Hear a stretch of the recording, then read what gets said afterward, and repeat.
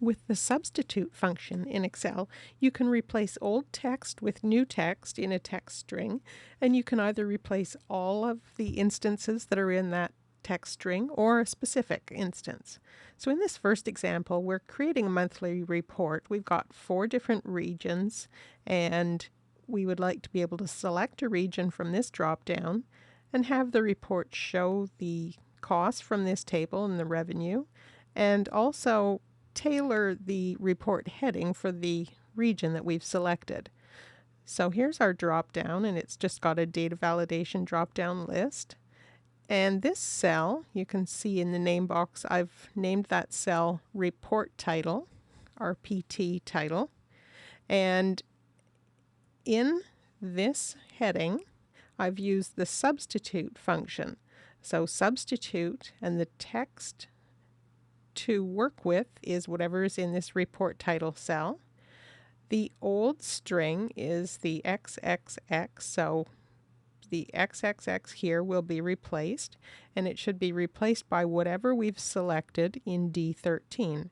So when I select East from the drop down, the heading changes.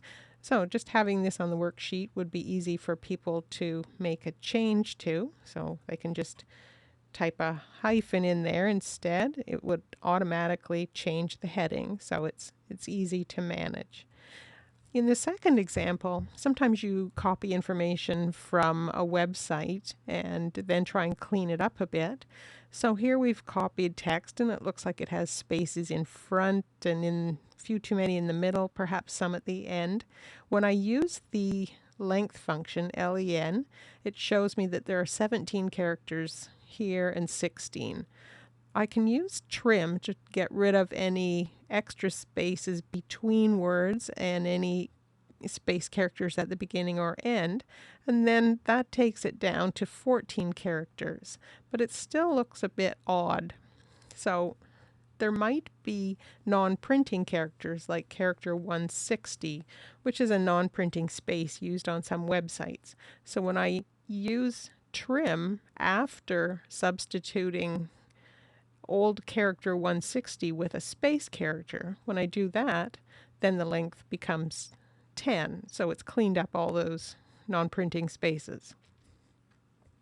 And finally, here's a list of recipe ingredients, and we would like to be able to separate out the name of the ingredient, so it's after the last space. So with the substitute function, I can check the original length of the ingredient and then subtract the length after I substitute a space character for an empty string. So it takes out all the space characters. So that difference tells me that after it's removed the 2 spaces, it's 2 characters shorter, so I know how many spaces were in there. So once I know how many spaces are in there, I can use the substitute function to take the text from B3, and where there is a space, replace that with a space pipe character space, and I only want the instance, which is the last one, so that's the number of spaces that's in cell C3. So we can see that it's put that pipe character in just before the ingredient name.